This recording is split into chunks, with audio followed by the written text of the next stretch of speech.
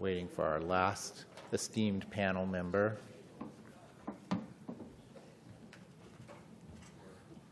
So I want to start by quickly introducing our panelists. Some of them you've already heard from them, some not. Robert Anderson from NOAA Fisheries Northwest Region. Brian Wright from Oregon Department of Fish and Wildlife. Sharon Young from the Humane Society. Eric, you heard from earlier, also from Washington Department of Fish and Wildlife. Nate Pamplin, who you have not seen yet, is the Policy Director for the Washington Department of Fish and Wildlife. And Guy Norman is a member of the Northwest Power and Conservation Council and a former employee of the Washington Department of Fish and Wildlife. So we are going to try to have a rather orderly progression of discussion on this topic. We are going to start with a focus, kind of like we did in the previous session, focusing on Willamette first. Bonneville first, Willamette perhaps second, and then the broader questions about the legislation and the broader issue of predation in the Columbia River system. And then, if we have time, we may expand back to including the bigger questions of about salmonid and pinniped predation and southern resident killer whales in the greater region. One thing I just wanted to start and make my own comment, because I happen to have the mic in front of me, is that in reading up on this, it was a struggle for me to try to understand what the potentials were for success with the pinniped removal program focused at the dams, because I couldn't find references that would put into context what's the, for example, total pinniped predation throughout the entire river, part of which occurs at the dam. I know that there is some information out there on that. And then also, what are the contributions or the impacts of the various threats that are impacting these multitudinous runs, and what's the relative impact of pinnipeds at these dams on the total population, and sort of the bigger picture of all threats.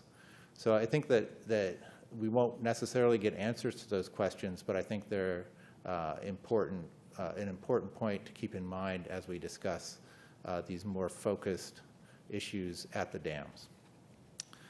So with that, I am going to start by opening it up to questions from the front table here, the Committee of Scientific Advisors, the commissioners, and staff of the commission. Go ahead.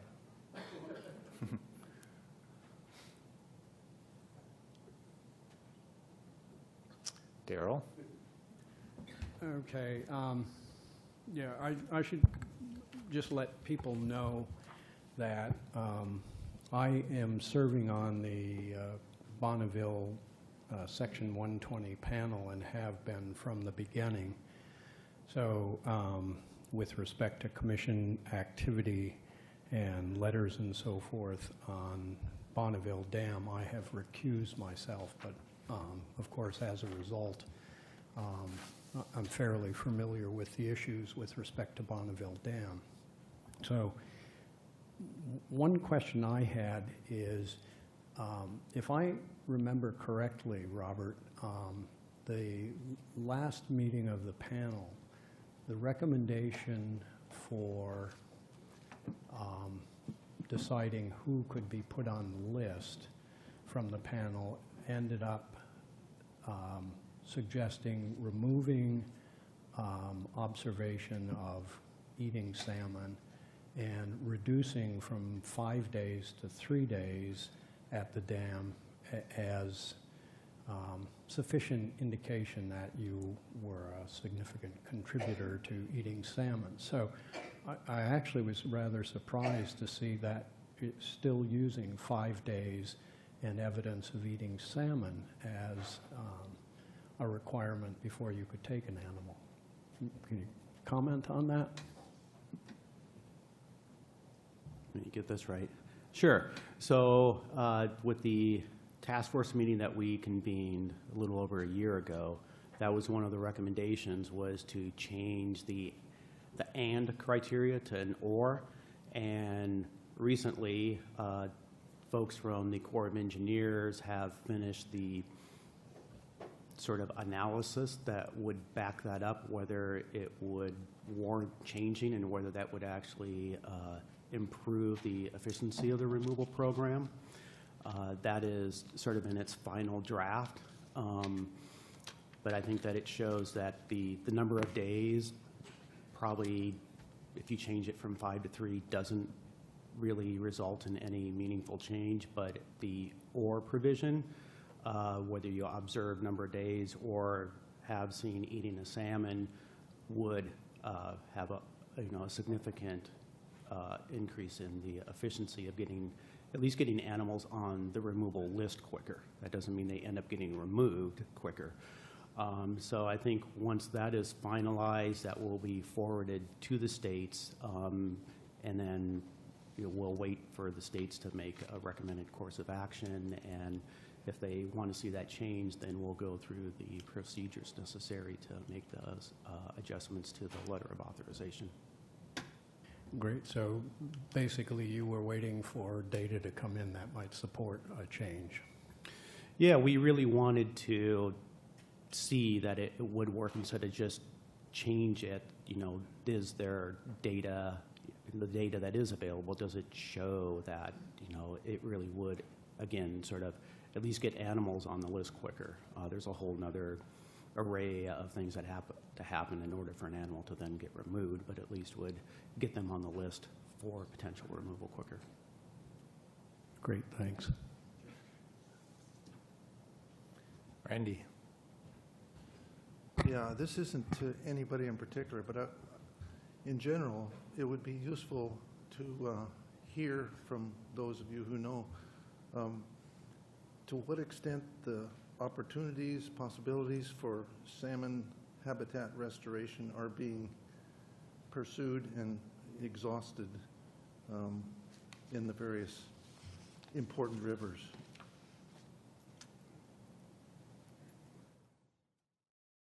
Yeah, I can take a shot at that. You've got to hold the button down while you talk. Yeah, so the question is, to what degree are we maximizing the investments from our restoration community in the appropriate rivers?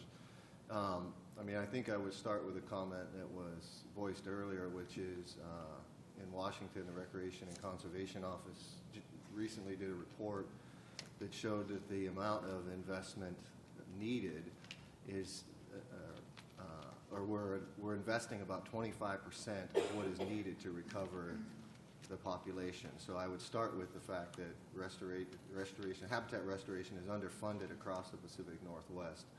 With that said, there are robust processes in place that are built on recovery plans that then say, what are the most limiting factors?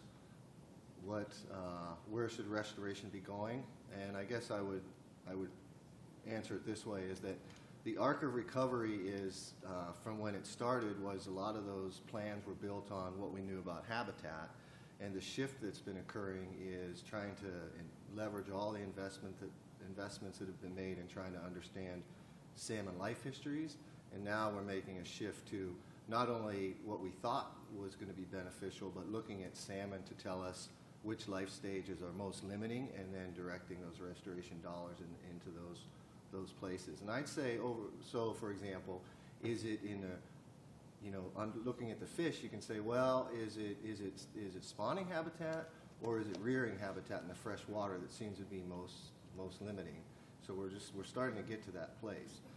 I would say that the investment statewide, it's working in some places, and salmon are doing better in some places than they are in others.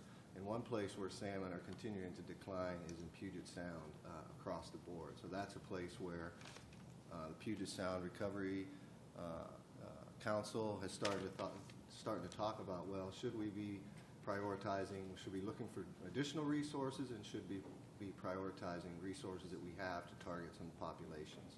So in summary, there's a robust process to try and put the dollars on the ground locally where it makes the most sense. We started with a kind of a habitat limiting factors analysis, and we've moved into listening to what the fish say so that we can target that. And then in some places of the state, like Puget Sound, I think there's a recognition that what we're doing isn't working and we need to change things. So.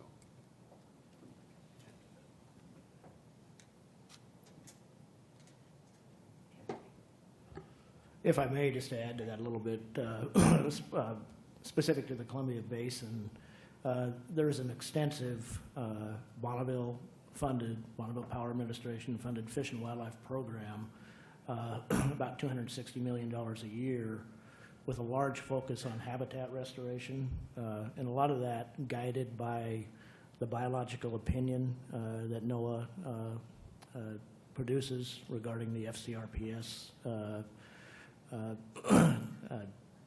actions associated with salmon recovery.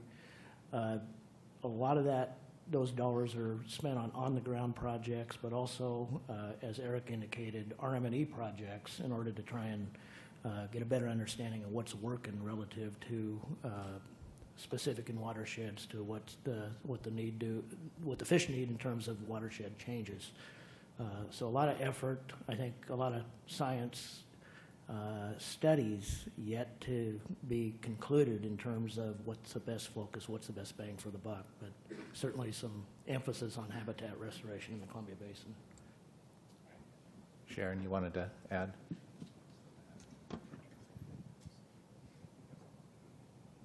Is it on? Yeah. Yes, it is. Now, I just wanted to add to that there was a congressionally mandated hatchery scientific review group that looked at the restoration and the recovery. And they did focus in large part on what was and wasn't being done with regard to the proverbial 4 H's, the habitat, harvest, hatchery, and hydro system. And they made a very strong suite of recommendations for how to address that, including competition with hatchery-reared fish that are competing for habitat and food resources with wild-run fish, and also looking at trying to not only reform the hatchery system, but to try to better address the habitat issues. And as far as I'm aware, very few of those recommendations have actually been taken. So I think there's a lot more that can be done that experts have recommended, and they need to be acted on. I'd also point out that the biological opinion has had very significant critique offered by courts, basically saying that they are not adequately addressing the blocked passages in so many of those tributaries and the streams. And we mentioned earlier how many of the runs were extirpated or in trouble because of their inability to access spawning habitat. And so courts continually have thrown that back, saying that the plans that are being come up with by the managers have been inadequate, and they need to have a more serious look taken at them and what to do about restoring the habitat and reducing competition with hatchery fish and non-native fish like bass and walleye that are sport fish. Try to reduce that competition and make a better environment for the animals and focus more on that. Mike? Yeah, this question, it may actually be 2 questions, isn't for anyone in particular, but one of the issues that the commission has raised in its letters on Bonneville and has raised in the initial comments on Willamette is that the predators, at least at Bonneville and presumably at Willamette, are not all equally successful in preying on salmonids. There are some that are much more effective and eat a lot more fish. So I'm wondering, I don't know if this is a question for Robert or Brian to talk about kind of the distribution of the salmonids being consumed, how many are the uber predators, and then the second question is that it seems like the removal process is fairly random in selecting which animals, if they're on the list and come into the trap, then they're removed. Is there something you're thinking about or could do that would target the most efficient or effective predators and kind of put them on the most wanted list?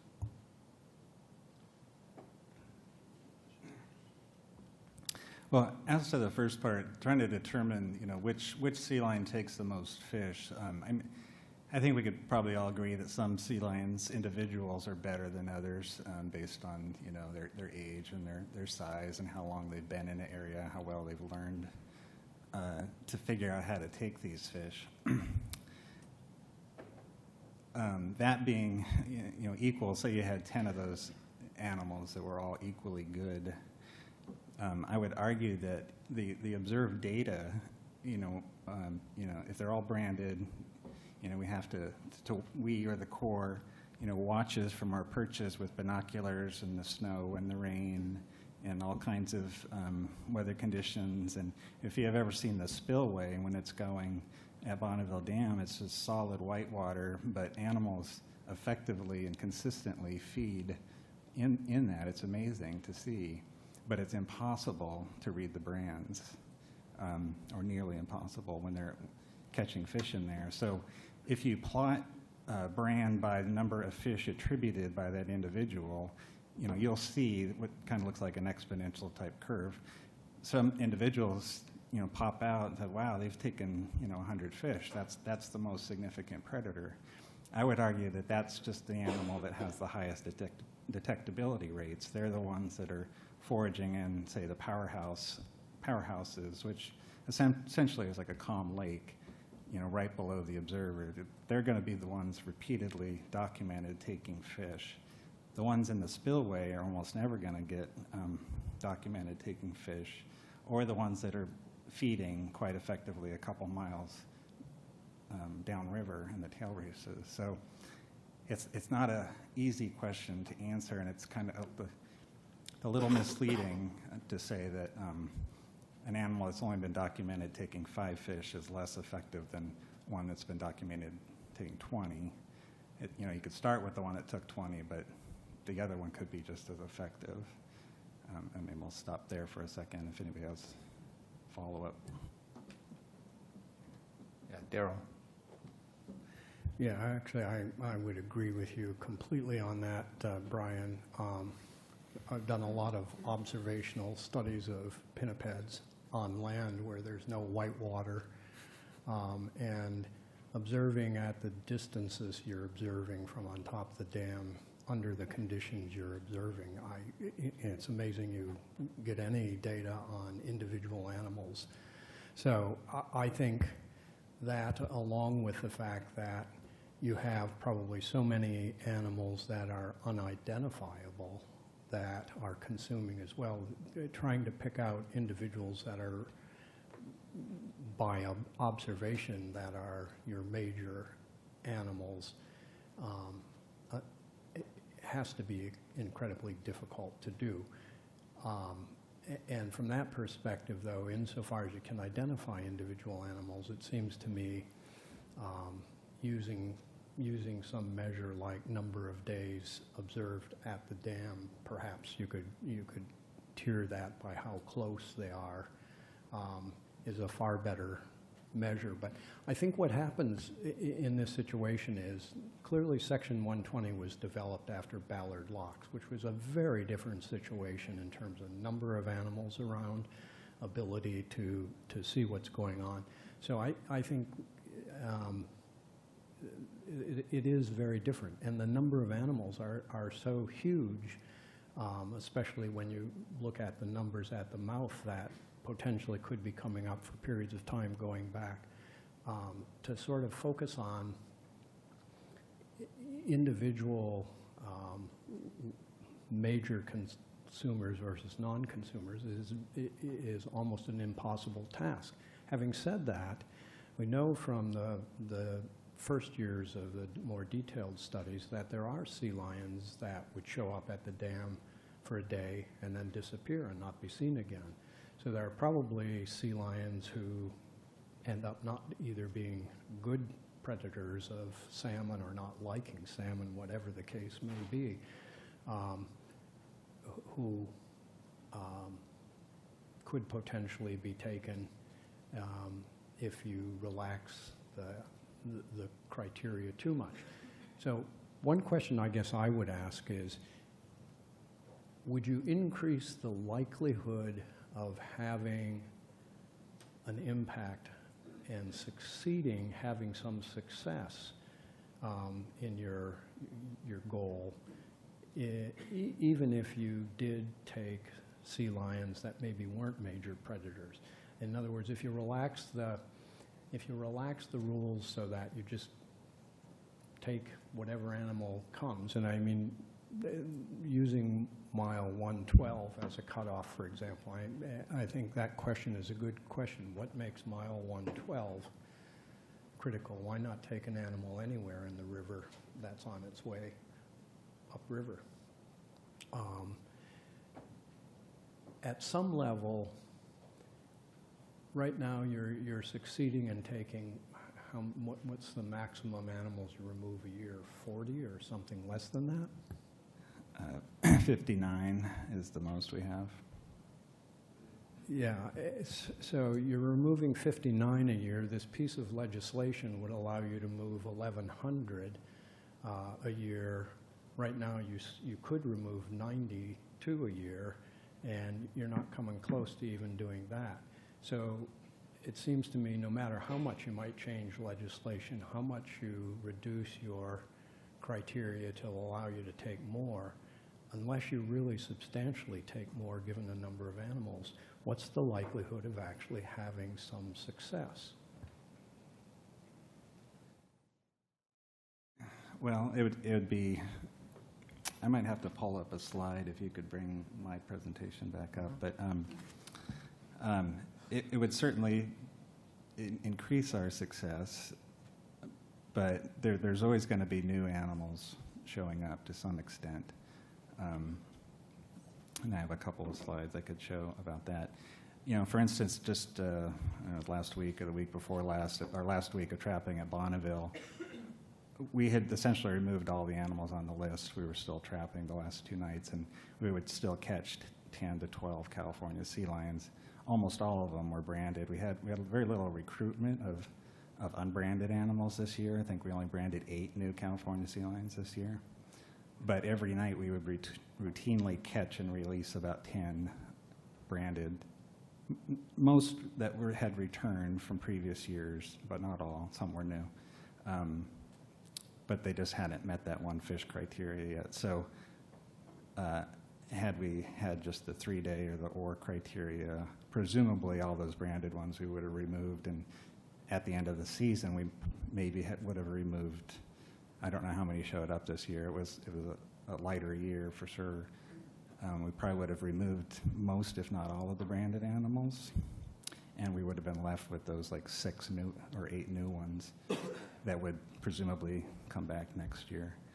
So we could certainly knock it back further than we are, but with less strict criteria, but probably never. There's always going to be new ones, and I have a graph or a graph from Willamette I can illustrate, but somebody else can.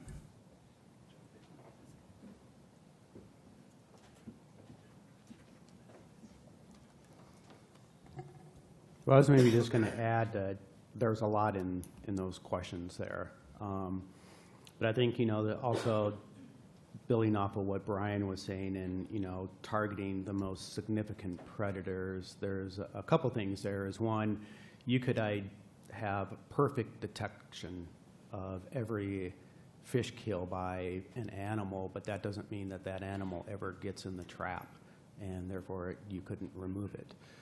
So you have sort of that piece of it too, and I think in terms of the significant negative impact, certainly there's going to be animals that are better at, fish kills than others, but I think, our interpretation has been that it's the collective that is having that significant negative impact. So whether they're eating 10 fish or, 10,000 as an aggregate, they're all significant predators.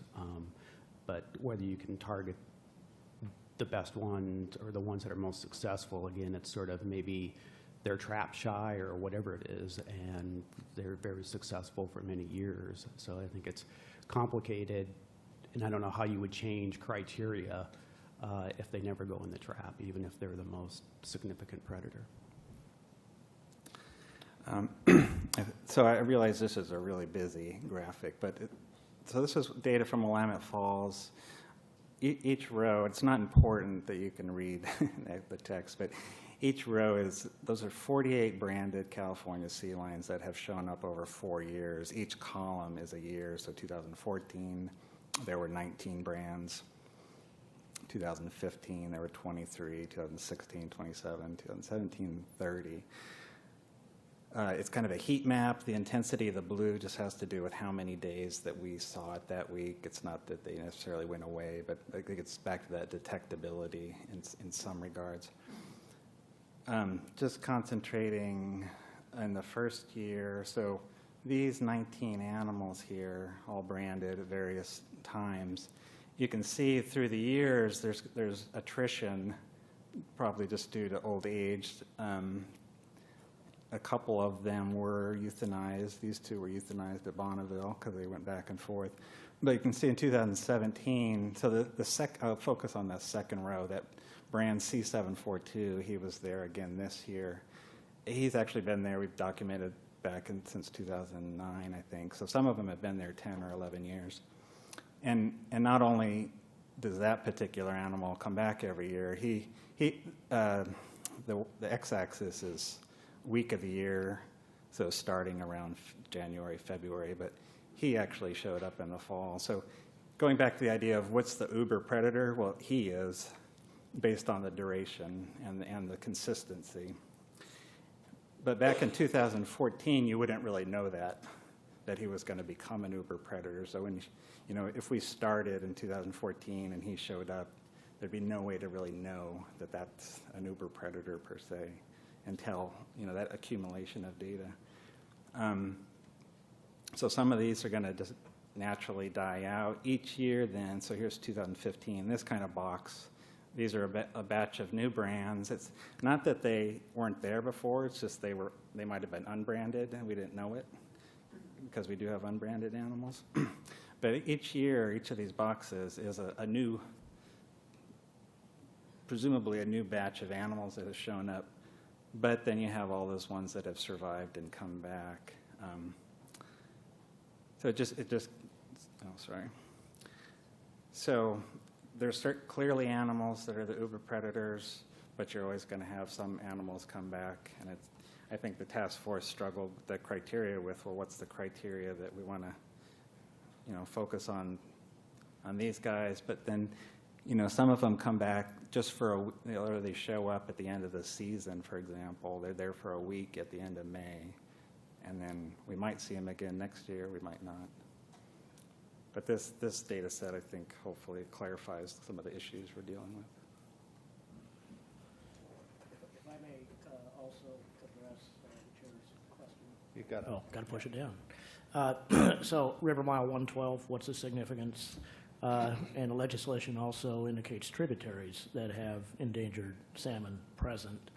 It's my understanding that the states did conduct some diet studies throughout the river, and which showed progressive percentage of salmon in the diet as they moved upstream to the point where they've got near Bonneville Dam almost exclusively salmonids in the diet. So it's the conclusion is that as they move further upstream, then they are targeting salmon progressively, and of course there's endangered salmon during that time frame throughout the river. And then tributaries, of course, if they're moving into tributaries, then the assumption is that they're targeting endangered salmon, which are present at that time of the year as well. And so the legislation defines significant impact of an animal that is in that geographical location with that information showing that they're targeting on salmon. I'm going to get to Francis, but I just want to make a comment. This is a good example of what I was opening with, is that that's really valuable information, but from a total impact on the salmon, it's difficult to make the calculus of we've got 4,000 salmon that are eating a low percentage in the lower part of the river, and a very small number of sea lions that are eating, exclusively salmon at the dam. What are the relative impacts of those two? And are we focusing attention on the problem that's the most readily seen versus the one that's perhaps the most impactful. I don't know.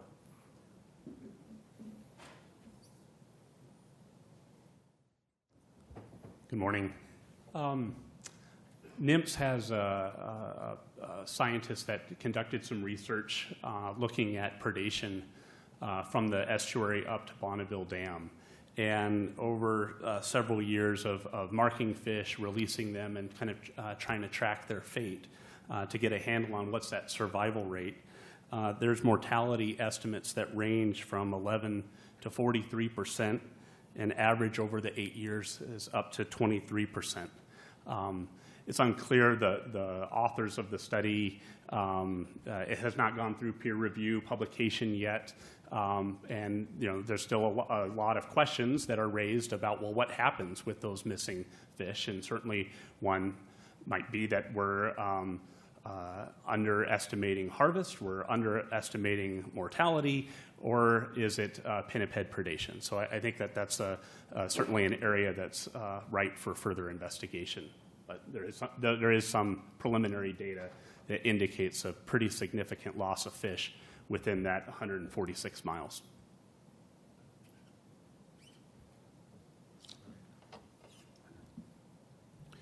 Just to follow up on one of the questions you had about removing where, I think if you go back to the map that Mike put up and you look at the lower Columbia River, that where would you remove animals? I mean, Bonneville is sort of a pinch point, and it also has infrastructure that makes it easier to implement a program like this. I don't know how someone would implement something like this in the middle of the estuary proper. I think you'd have to, as part of a strategy, you'd have to look at where you think the predation maybe is most significant, but where can you also execute a program that would be successful, given just the size of the lower Columbia and sort of its dynamic nature.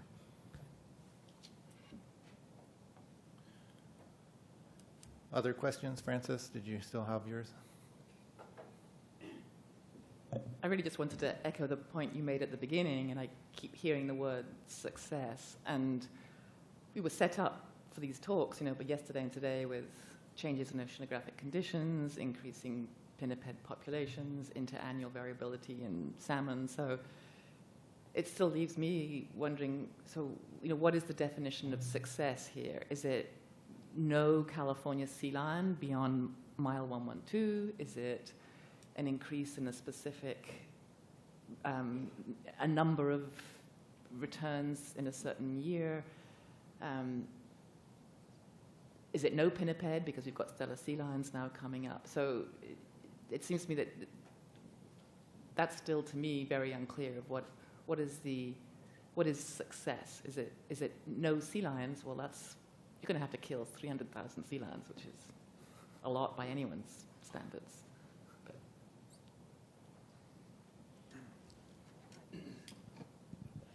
I think, that's a good question, and I think that Mike raised that also in talking about the legislation, is they would be exempt from NEPA, and there's no reporting on progress at all. And right now, the task force itself, the Bonneville Dam Task Force, agreed pretty much unanimously that it would be very difficult for us to figure out whether the program had any success, because trying to measure, for example, you can say you remove this, here's the energetic model, if you remove these sea lions, you've saved these fish, but another one does come because it's a constant ebb and flow.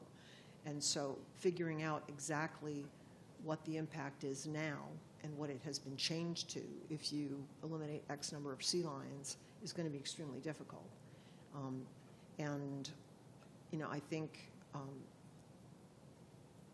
to take an otherwise protected resource and kill an enormous number of them without having some sort of metric as to why it's necessary and whether it has been successful is a bit of a tough sell for a lot of the American public, I think. I don't think anybody wants to see fish stocks extinguished, certainly not I. But if you're going to take a lethal and controversial action, I think you have an obligation to say, what is your measure of success? And how are you going to be able to demonstrate that? And I'm concerned that a lack of reporting, as would be the case under some of the bills, is problematic, because you're basically allowing an open season, so to speak, without any accounting for what difference you've made in anything. If I could also address that question, I think from my perspective and the council's perspective, the big picture objective is to address predation similar to the other sources of impact of endangered salmon. So as we look at a comprehensive recovery plan and are addressing all the threats, whether it's harvest, whether it's hatcheries, whether it's habitat, whether it's hydro operation passage, the idea is to reduce all those threats and address them effectively to reduce all the threats.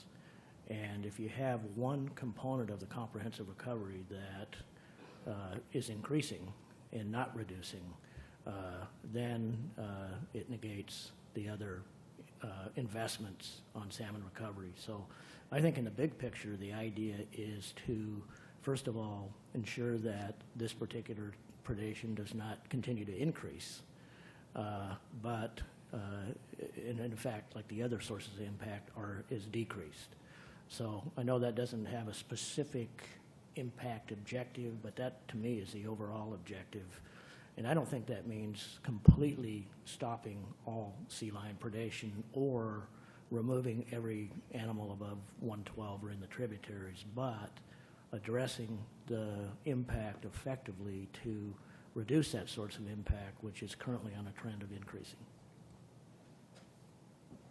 Yeah, Daryl? Yeah, the difficulty I have with that sort of logic is it assumes that killing sea lion A, sea lion B means that there's less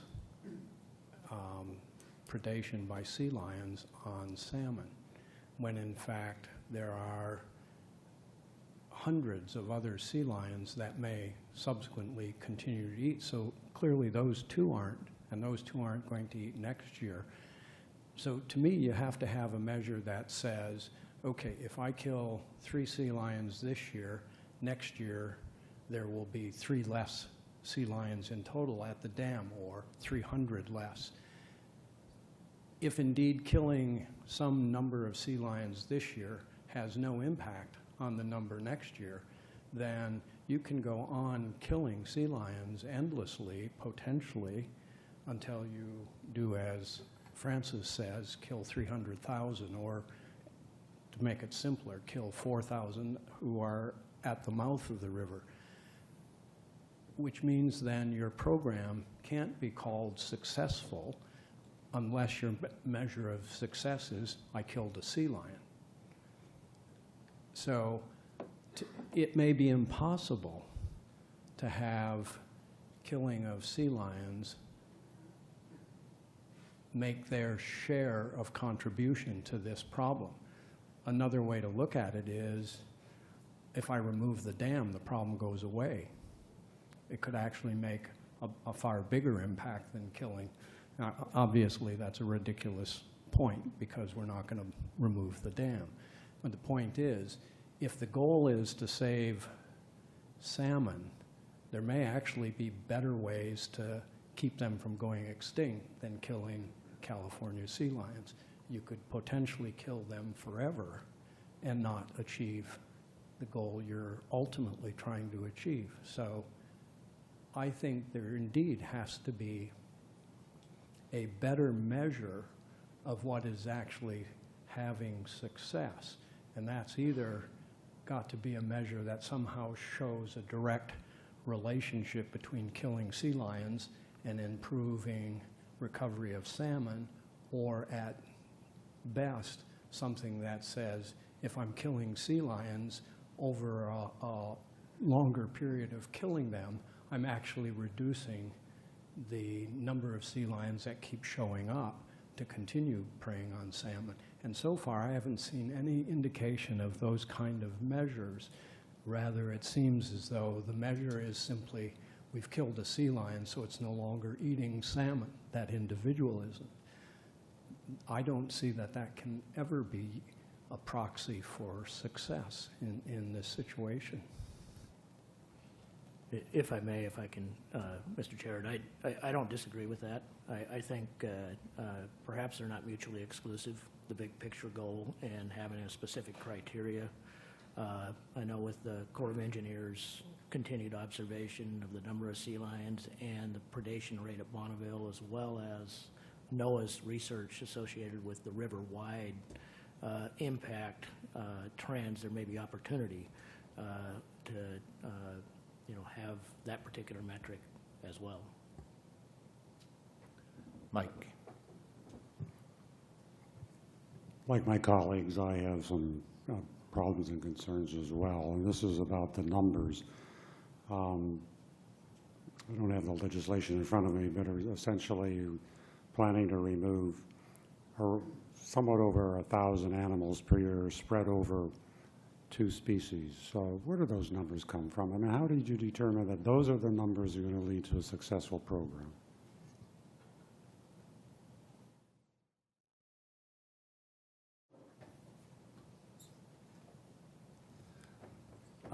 Thanks, Commissioner Tillman. I think a great question. So, Dr. Tillman. Dr. Tillman. There's a couple things I think in this. First off, I just wanted to acknowledge that the governors of Idaho, Washington, and Oregon had weighed in support of the concepts of the bills that are currently being debated in Congress. The potential biological removal number, I'm not sure the author's origin for that target. I think as folks are looking at different amendments, there's probably, that's an area that will probably, my guess is, be a topic of further discussion. But I think that in whether it's a state application or in a future bill, having a number that doesn't indicate that kind of raises eyebrows, but identify a number that also allows for the interannual variation and allow for the flexibilities for managers to be able to actually conduct the removals. So for instance, if it was a very lower target, let's just say 50 animals, and we were at a spot where we had 60, 70 animals that could be removed, well, then we have to go back to the drawing board, so to speak. So we want to have a ceiling that's high enough that allows for some realistic and flexible management to be conducted, but not a number that necessarily raises eyebrows. But even the number that's raised is a fraction of what's been identified for safe and conservative estimates under the potential biological removal, which is, of course, identifying what's a sustainable level of removal from human-caused mortality. So it's still well within the range, but I certainly understand from the eye-rousing reaction of seeing a number like that. No, it's just that I'm a numbers guy. I come from a world of fisheries management, and I'm used to doing stock assessments and things like that, and you want to have science-based management, you got to make sure the numbers you put forward are based upon science. If you're saying you want an effective program, both of my colleagues are wondering about how do you do this? How do you make an effective program? You set a certain goal. You said these are the numbers we think are going to lead to an effective program. I just want to know what the science is behind that. I think you need to do something to bone up your science to make sure that you can explain to people where these numbers came from. Fair enough, they're going to change over time. But you've got to have some targets that to shoot at that are based upon fact, science facts. And that's my opinion anyway. I'm also, as I said, come from the world of fisheries management. So management is what I think about, and I want to know, how are you going to control this system? Okay, you're going to have a certain number of takes per year. Who's responsible for overseeing the allowable takes and doing such things as ensuring that you don't exceed these numbers? And how do you determine who's going to do the removals, for example? You gonna have designated shooters, or is it gonna be a free-for-all, or come on down, everybody, bring your rifle and bang away? What are the controls involved? Have you developed any thoughts on this? Is there gonna be a process for developing a regulatory approach to this? Those are questions on my mind. Thank you.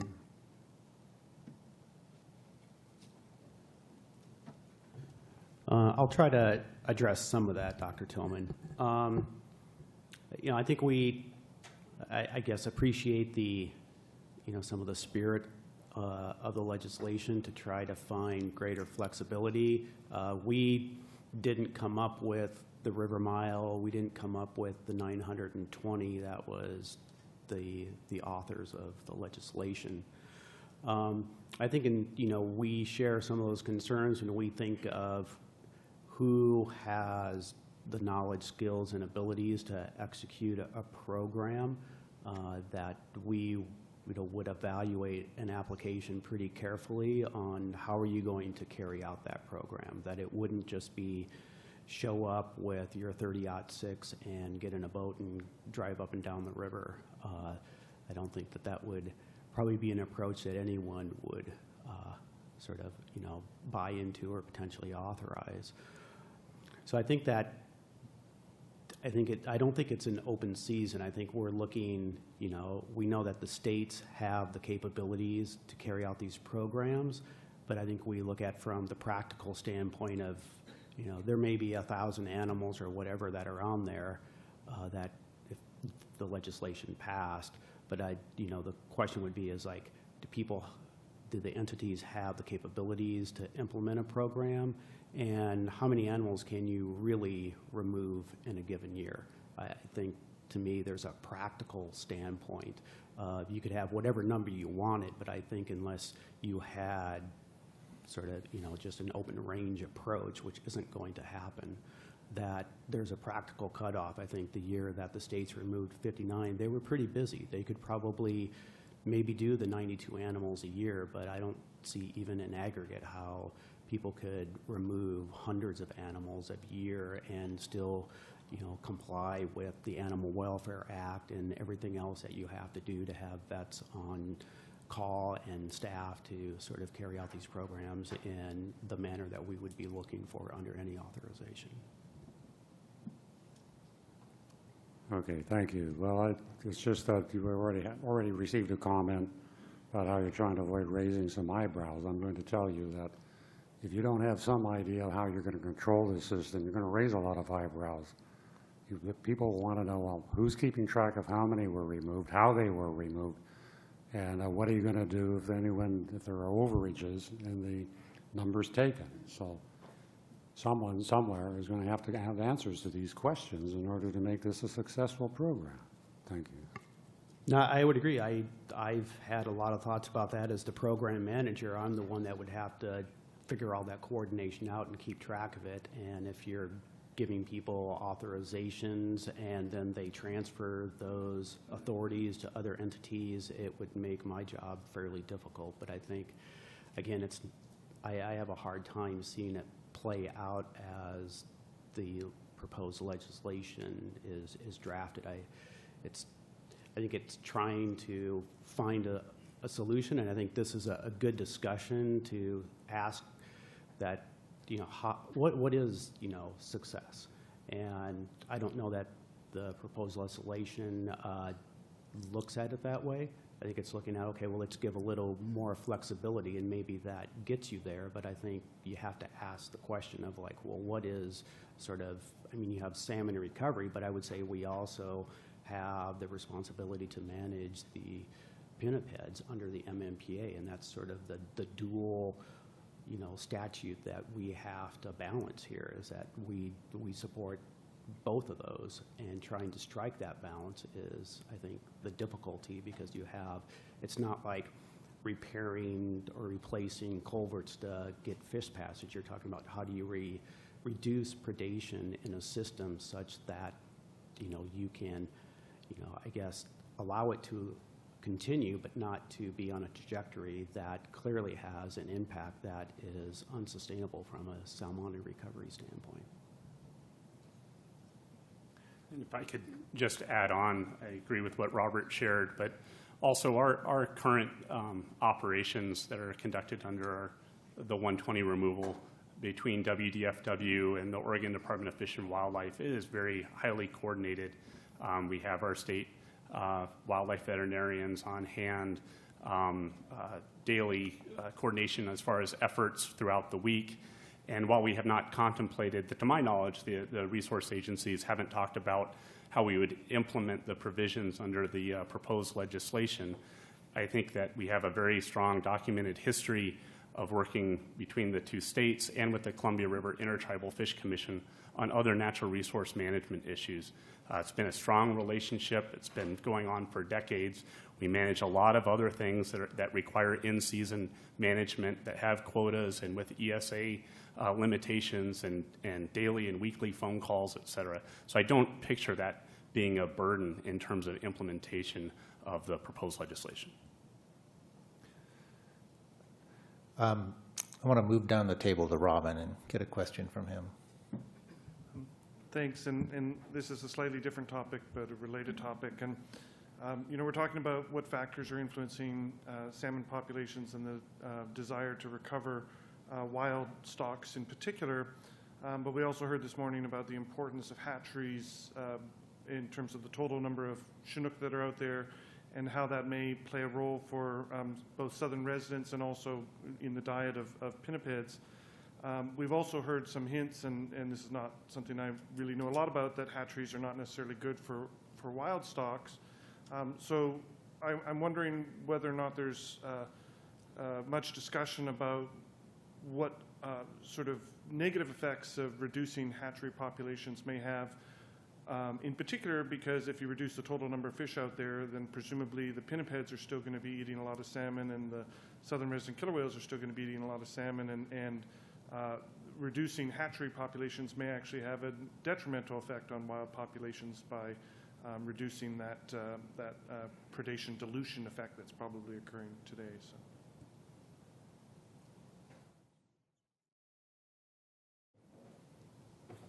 So I guess I'll maybe address that first, and then Eric, if you want to jump in too. So in the Columbia Basin, part of the recovery actions for salmon include addressing hatchery impacts. And it's largely been implemented throughout the basin. Sharon mentioned the HSRG guidelines, and those have actually guided a lot of the practices, the changes with hatchery operations, both in broodstock management, reducing genetic interaction in the natural spawning grounds, and there has been some reduction in production as well. So I guess my answer to that question is, as we continue to progress in hatchery operations, changing hatchery management practices to better coincide with natural recovery, then the need to reduce hatchery production is minimized. And so I think kind of given the progression of the science, the changes in management practices, that there may be opportunities to look at in specific watersheds to maintain hatchery production and maybe even increase in response to the southern resident killer whale prey issue. So I think it's about progression in appropriate and management practices.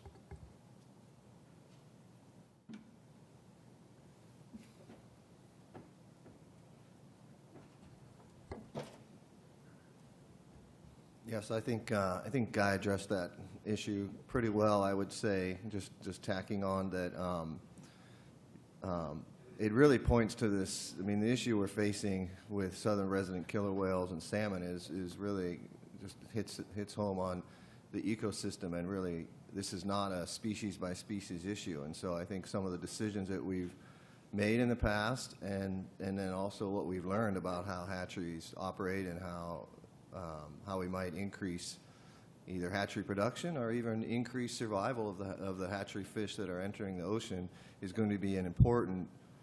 It's going to be a critical piece to recovery of southern resident killer whales, and so I think if we're going, and part of that is the predation piece as well. But So I think hatcheries we've learned a lot, and they're going to be a critical element that we're going to have to continue to address.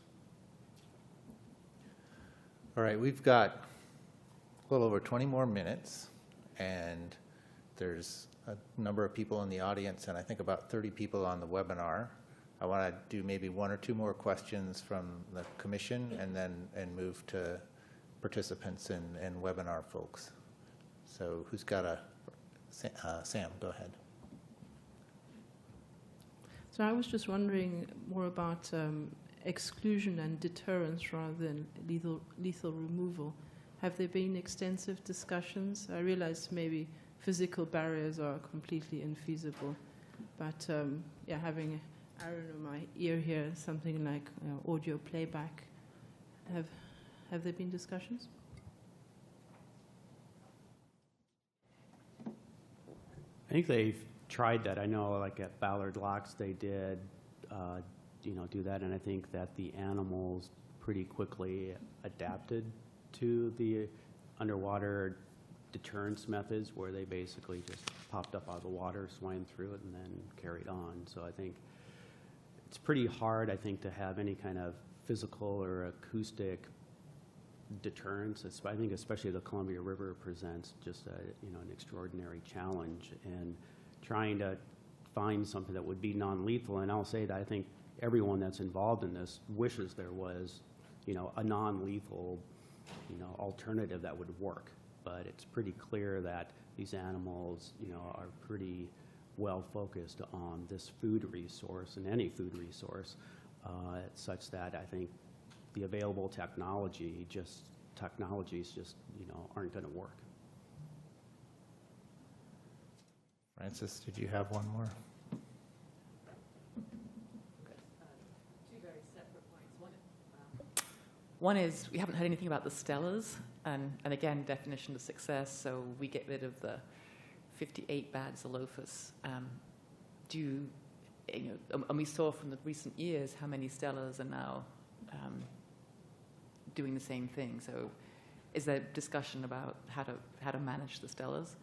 And then completely separate, obviously this, 10 years ago may have seemed like a sensible fix with the suite of other restoration actions. And I'm wondering if anyone's kept tally of the cost of this, so that when we look at how simple really is it, it's obviously becoming complicated. There are, concerns from the American public, legal issues, so maybe the relative cost is actually now a lot more than perhaps some of the other actions. So is that something you're keeping track on as well? I could probably better respond to the investment of the other restoration projects, and perhaps Robert, if you have I don't know if you have a kind of a estimate of what the cost of the current Section 120 implementation is, but. And I mentioned earlier the Bonneville Fish and Wildlife Program, $260 million or so a year. But then, in addition to that, there's other costs such as foregone energy generation, which can be another $200-300 million a year. So there's been estimates in the $500 million a year ballpark for restoration, and that doesn't include what Eric mentioned earlier, the Salmon Recovery Funding Board funds. And when you look at, over the last 10 to 15 years, certainly you're in the billions of dollars spent on the sources of impact, addressing the sources of impact. So I think the second question, in terms of the cost, it's probably a ballpark between everything is about $1 million a year. And given, there are probably some actions that, $1 million doesn't do a whole lot to. I mean, the cost of habitat fixes in the right place, I'm sure, is in the billions of dollars. In terms of the stellar sea lions, I think we're all sort of just looking at sort of the numbers of animals. I think this year we actually had more stellar sea lions at Bonneville Dam than we did California sea lions. And it's not only that there's more of them, they're very aggressive, they're very hungry. but they also come back. So they're gone for a couple of months at the rookeries, and then they find their way back. So they're not just hitting these spring run fish that the California sea lions are primarily targeting. They're also hitting some of the fall run fish, some of the Columbia River chum fish that are, you know, very imperiled. So I say the problem isn't getting better, it's getting worse, and I think that we're all kind of figuring out what are the best tools in the toolbox, and I don't know that the tools that are in the toolbox are really geared at, you know, solving a problem the way we think of solving things. I think they're maybe localized fixes to a bigger ecosystem scale issue that, you know, has a lot of things that have been modified and adjusted. But I think trying to fix things at that scale is, I think, probably beyond us. So I think that's why we're looking more at, like, what are all the tools that are available, and if somebody passes legislation, then we'll deal with that. Right now, all I know is the way the MMPA is constructed, and there's tools in that toolbox. But then I think it's a matter of applying those in the right places, where we think we can be most effective. And I would agree that there should be some measures of what success are. And I think I would put some of that on the task force to come up with something that is really well thought out, that helps us understand how we know when we're getting there.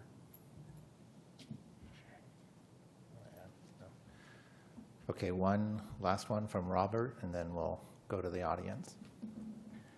Thanks, Jason. So it seems like the situation isn't terribly complicated. I mean, like everything, it's a little complicated, but fortunately, it seems like it's also an incredibly data-rich situation. And so I keep thinking something that Guy said earlier, that I think he said something like, we're getting a better handle on kind of how effective the tools are, what's the best bang for the buck. And then, Robert, you just mentioned that there's a bunch of tools in the toolbox, but which are the best ones to use? And so it seems like these days in science, we're trying to model what's going on. And it seems like this situation would be ideal for trying to develop a model or models for what is the best bang for the buck, with the idea that success is about recovering salmon. Not necessarily how many sea lions are being shot, but recovering salmon, and using that as the metric for success, and then evaluating all of these different tools.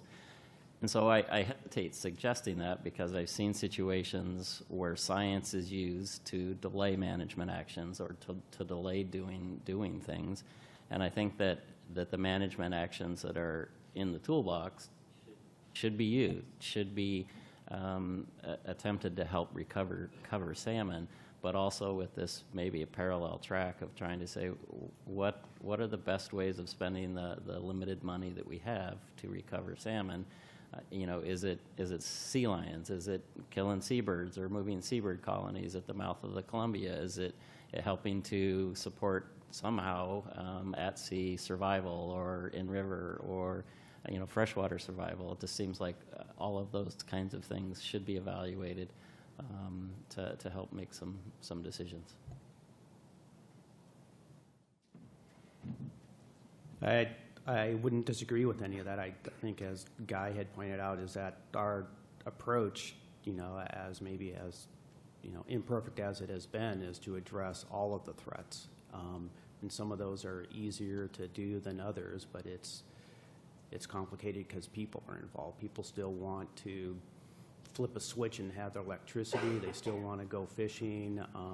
They still want to view sea lions on the docks in Astoria. So, it's a very complicated calculus to try to find the balance. And I think there are weighted efforts, but, they're going to have different degrees of success. But I think the data that we do have makes it pretty clear that you can't not do anything about the pinniped predation issue and hope that it gets better or goes away, or that fixing habitat and the long trajectory that it will take to do that will solve the problem while your profits are, at least in part, being consumed on an annual basis.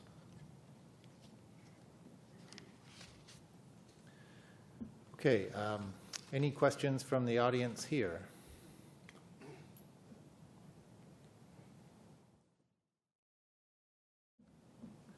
Please state your name and affiliation. Is this on? Okay. Tom Gillette, Marine Mammal Lab. And my question is just maybe a clarification that maybe Brian can help with. And maybe I missed this early on, but in terms of the sex age class of the animals, as I recall, these are almost always adult males, maybe some subadults. So my question is that the case all the way down the river, or do we know? Is it the case at Willamette? What does the permit allow in terms of the Section 120? Are you only allowed to take adult males? And I ask that because, well, it's important when we start talking about other types of removals, especially if they're not marked animals, if you start to allow other people on the permit to identify the animals that they're taking. And then also just in thinking about PPR, which of course, using that as a metric, and that was all different sex age classes. I'm not sure if the permit specifically mentions subadult, adult males. There's two sources of information we have on age. Known age California sea lions that are branded at San Miguel come up in the Columbia River, and when we see them, we contact those researchers. And based on that data, that's over 20 years. The age range is youngest is age 3, the oldest is age 16, I believe, all males. We do section teeth from euthanized animals at the dam, and similar age range, age 5 to 5 to 13 maybe. For both of those sources, the median age is about 8 or 9. Again, all males in the Columbia River as far as for all of our work. I think I missed if there was a second part of that question, but I think stellars, confirming whether the stellars are all males. yeah, they're two. As far as I know, we've never documented any females at Bonneville Dam, and we have 60 plus stellars up there.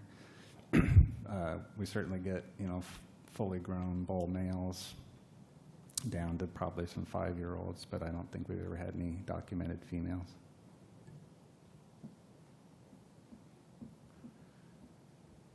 Any other questions in the room?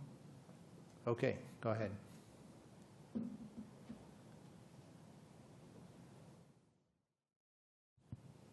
Thank you. Sue Fisher, Animal Welfare Institute. I'm just following on from Dr. Tillman's concern about the apparent lack of regulations for executing this culling plan. In particular, who will be recruited to kill over 1,000 sea lions and how they will be paid. I wonder if you can tell us how you currently dispose of the carcasses. Are they destroyed, or is any of the meat used for human or animal consumption? And I'd note, I actually live in Oregon, and there is a growing market for wild meat and jerky, which raises a concern for me that the meat from over 1,000 sea lions will find a ready commercial market. And my concern is that this could create a demand for sea lion meat and have the unintended consequence of stimulating poaching of sea lions across the entirety of their range. So I wonder if you can provide any reassurance about restricting disposition of the byproducts of the cull. Thank you. I can tell you, currently with the animals we euthanize at Bonneville, those are all just brought to a rendering plant in Portland. What becomes of them then, I can't tell you. We do no longer use pentobarbital in that process because of restrictions on what might end up with those rendered products. But again, as for the legislation, I don't know that any of us can necessarily speak to what was considered when they proposed some of those limits.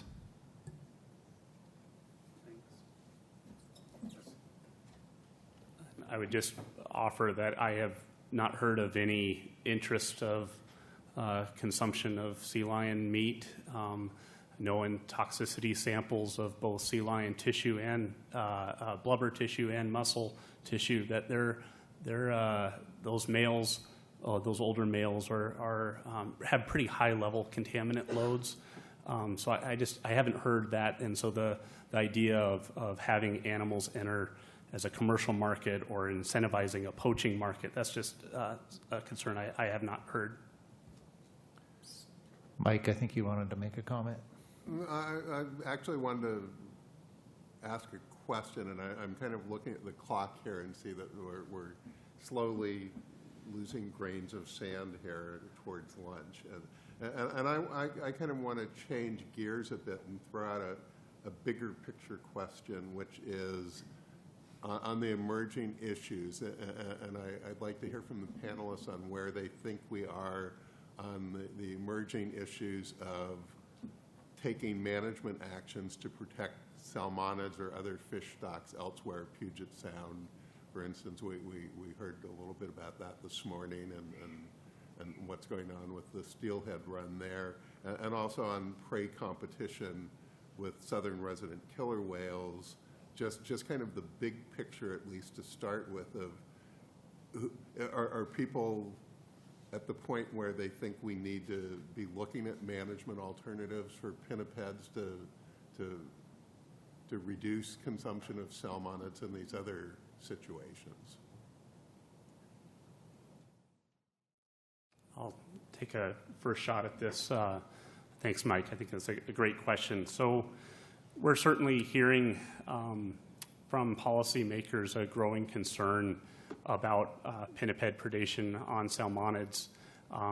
We recently, in December, working with the 20 Western Washington Treaty Tribes, submitted a Puget Sound Chinook Harvest Management Plan to try to secure our 10-year ESA permit for our joint fisheries, and it was determined that it was insufficient. And so as our Fish and Wildlife Commission, which is the policy body that oversees the Washington Department of Fish and Wildlife, looked at what are the alternatives that we can try to refine in our plan. One of the things that they looked at was, well, is there a particular conservation hatchery that we need to set up to try to bolster some of the depressed salmon stocks and watersheds? Is there additional hatchery practice, other hatchery practices we need to look at? Is there targeted hatchery habitat restoration investments that we need to pursue? But they also asked us to look at pinniped predation. We're hearing this come up quite a bit, and you'll hear later this afternoon about the Governor Inslee's task force on southern resident killer whale. And as they look at the prey working group, this is certainly something that has come up in that arena as well. And so, as Eric described earlier, the Department of Fish and Wildlife is starting to compile information and try to drill down from some of the estimates in the Chasko paper that are at North Pacific level or at Salish Sea, and try to look at it in terms of helping us recover certain depressed salmon populations. Is there particular estuaries or regions that we need to consider? I think jumping to the management question is still a couple steps down the road. I think first understanding what is that level of consumption, and then secondly assessing, is that consumption hindering salmon recovery? If it is, then I think we then would move into talking about the logistical and administrative challenges of going forward with some of the management actions that I think you have in mind. Yeah, I would just add to that is certainly one of the tasks of that task force is to look at whether or not there are changes that folks might want to discuss or recommend with regard to pinnipeds in that area. Also, at the oversight hearing held on the MMPA about a month ago, the issue was brought up that as letters were entered into the record from Alaska about the need to do something about sea otters there in a much more robust way, and perhaps dealing with pinnipeds as well. So I think it's legitimate to be concerned that if you're looking at saying, okay, let's reduce production over here, someone's going to go, wait, what about my area? I have a problem here. And I'm actually based in New England, and I know that there are some folks on Nantucket who are working hard to try to do something about the gray seals in the North Atlantic, which they think are eating too many fish. So I think it's a kind of questions that's been raised elsewhere, and I think human beings, being what we are, will say, hey, look what he did. Maybe I could do that too. And so I think it is legitimate to be concerned of something of a cascade.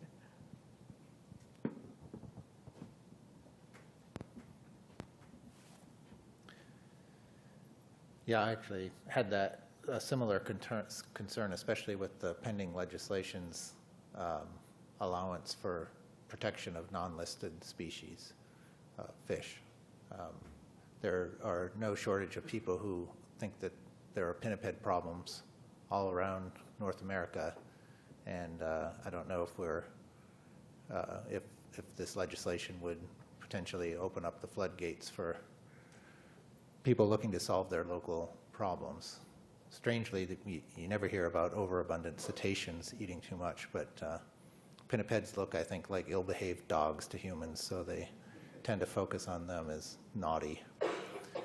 Any other questions from the audience or from the webinar? Go ahead, John. John Bengtson, Marine Mammal Lab. So I just have a question about these increasing numbers. We saw slides earlier about the growing number of seals at these structures eating, and I'm interested to know, do we have evidence or ideas of why those numbers are increasing? For example, is it because the pinniped abundance is increasing, and this is just what you'd expect, or is there learning involved? So I'm interested to know, do we have any ideas or evidence that learning is involved in these increasing numbers of seals at the spillways?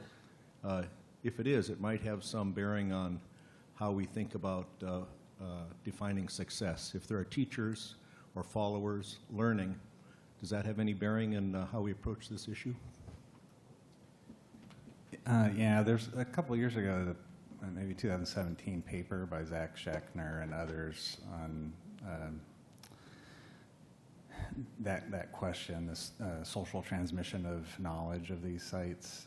So that's one place I'd point you to. But in general, like the graph I showed, in general, once animals find these places, however they first find them, either on their own or by following others, they tend to come back year after year, and often for longer duration. So there is that learning component for at least, you know, yeah. So I guess I would say the answer is yes, there's a learning component to it. And then presumably other animals that don't know about it follow those ones, and then some find it on their own. And I think that's why we've concluded that the lethal removal or permanent removal of those ones that know about it is unfortunately a necessity to kind of break that cycle. If I can just quickly add on to that, though, we know from evidence of Native American middens and so forth that there were pinnipeds well up into Celilo Falls.